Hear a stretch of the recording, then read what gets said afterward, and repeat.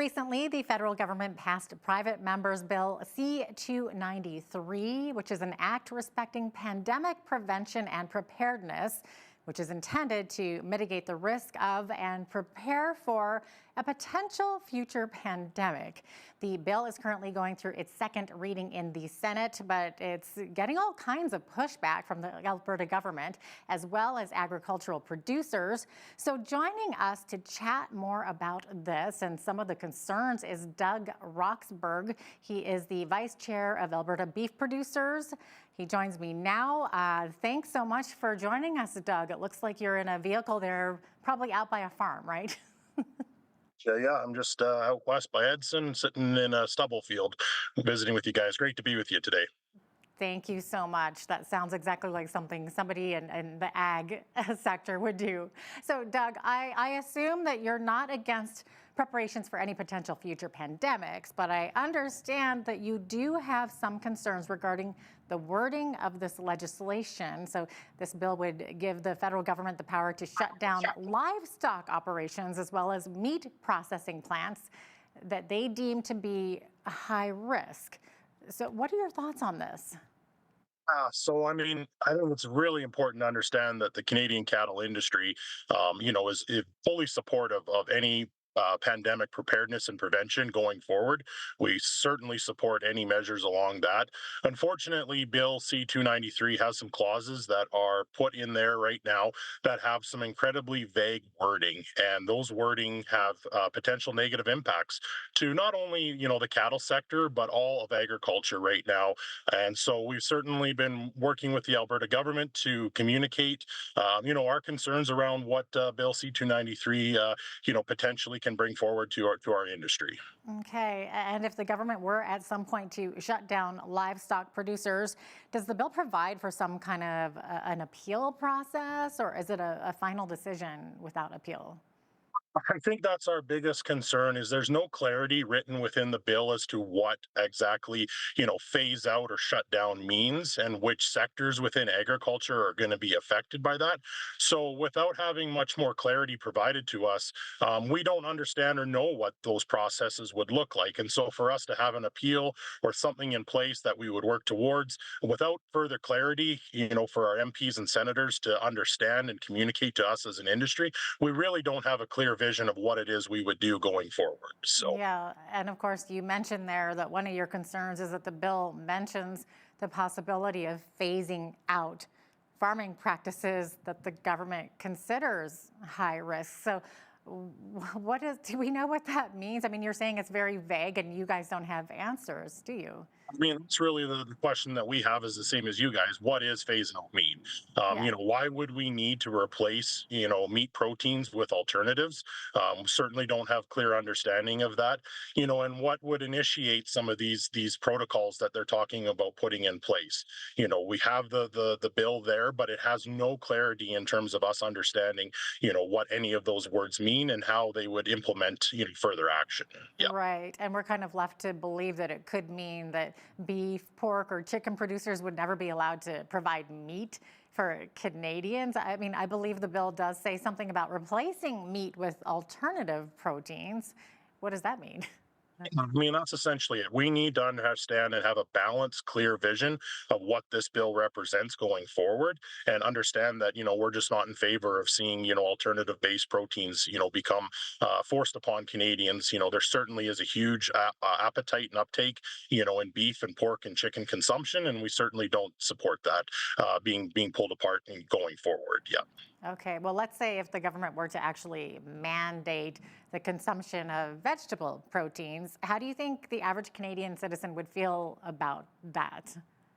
We can't speak about, to what the thoughts are of an average consumer, but we certainly know that the average household, in 2022, spent about $400 on beef direct per household, and we saw consumption of beef at about 17 and a half kgs, per person on retail weight. So, Canadians value beef, and especially Alberta beef. So, it's really important to understand that we're trying to create, a high level of food security And, a lot of this transition can really jeopardize a lot of that going forward.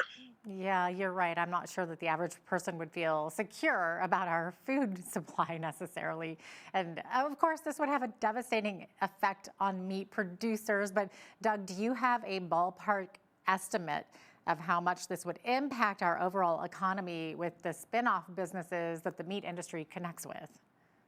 So Alberta beef producer said, really feels that that's a hard number, to truly provide. But I mean, some statistics that we have, is that Alberta alone in the cattle sector contributed $4 billion to our provincial GDP, including 2.7 billion in labor income in 2021. The sector generates about 55,000 jobs, and the slaughter and meat processing sector contributes $54.9 billion to the GDP and over 44,000 full-time equivalent jobs. So the cattle industry is incredibly valuable to Albertans and potentially devastating to the industry if this was put forward. And I do understand that the government needs to keep Canadians safe, but doesn't the ag sector already have robust health protections in place to protect against pandemics?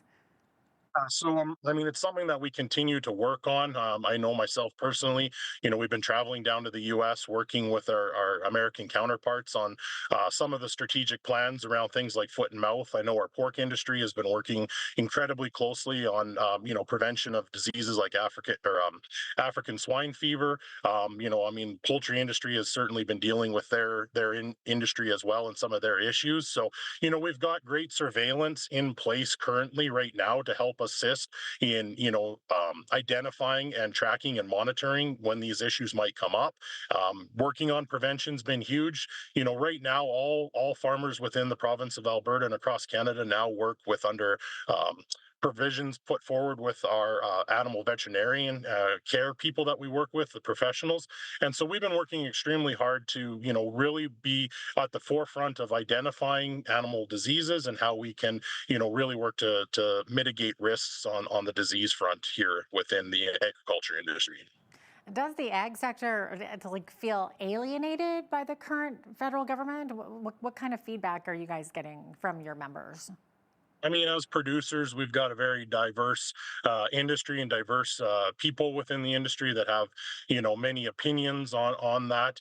I'd say, the biggest thing for us is the language that's put in a lot of these bills, such as 293.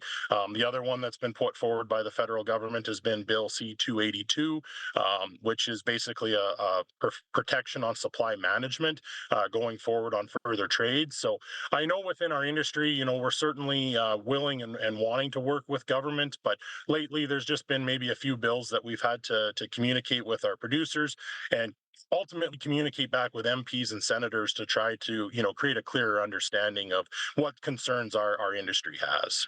So if the bill passes, what options do groups like yours have to get this bill repealed? Will there be protests? I mean, should viewers be contacting their senators and MPs like you just said?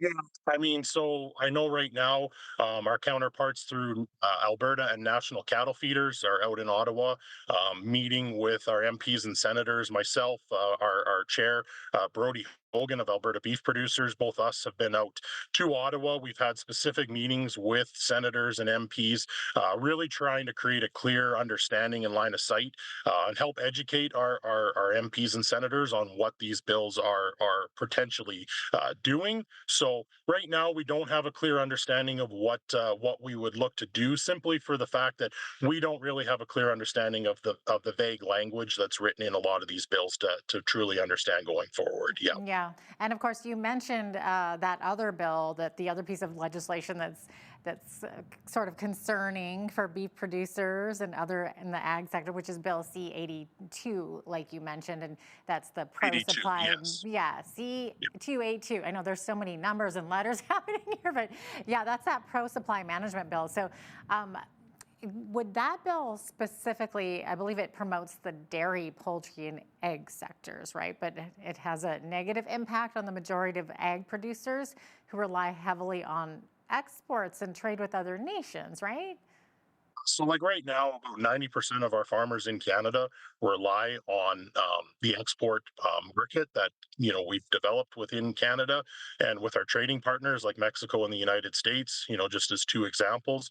Right now, that bill essentially kind of locks in supply management, and so one of our colleagues kind of put forward that if you were in a poker match, and you had a card that could help win your hand, you certainly wouldn't run out and announce what that card was. And essentially, by playing, working on C-282 and supply management and taking that off the table with any communications, our trading partners now know what our hand is, and so we're really concerned because it's very protectionist against the supply managed industries, but doesn't give our trading people that we send off into the world to communicate and work on trade negotiations with our counterparts. It doesn't give them the freedom to have that discussion. It kind of limits what they can talk about and plays their hand ahead of time. So it's incredibly concerning going forward. But is that bill not basically a form of protectionism in a sense? 100% it is, yes, yeah, and it just unfortunately it speaks to the supply managed sector of our agriculture industry and really has a negative effect. Now, unfortunately, I mean, we simply talk about the negative effect around agriculture, but there's lots of other sectors. I mean, BC with the lumber industry, Quebec with their airplane. Um, um, Industry that they have there and trading partners. I mean, there's a lot of other sectors that don't get lumped in and understanding how this can have a negative effect much beyond what is involved in agriculture. hmm So would that pro supply management bill, it sounds almost like it would get some votes more from Quebec, but not so much in Western Canada. Yeah, I mean it's hard to know what that would do, but I mean fundamentally the bill is flawed in the way that it's presented. Again, like we spoke, I mean the bill potentially protects supply management, which many in Quebec might see to be favorable. We've got a huge supply management sector in Western Canada as well. I mean, where I call home, in Lacombe County, we're heavily supply managed, so it's certainly understanding why it's being put forward. A lot of MPs that represent people within each county have areas that supply management is a big aspect of what they represent. But it's important to understand the bigger picture and how this can have negative impacts going forward. Yeah, is supply management a big issue? Like, has it been a problem? Um, no, I mean I don't think it's been a problem. I just believe supply management in the past has had issue with their sector being put up for trade negotiations. A few years ago, a small piece of supply management was offered up and was given.